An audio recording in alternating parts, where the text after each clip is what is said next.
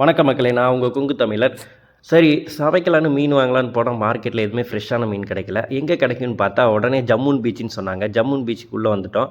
அந்த சர்ச்சுக்கு ஆப்போசிட்டில் வந்தோம்னாலே மார்க்கெட் இருக்கும். அந்த மார்க்கெட்லேருந்து நீங்கள் உள்ளே என்ட்ரு ஆகிட்டிங்கன்னா ரைட் சைடு பார்த்தீங்கன்னா ஃப்ளவர் ஷாப் இருக்கும்.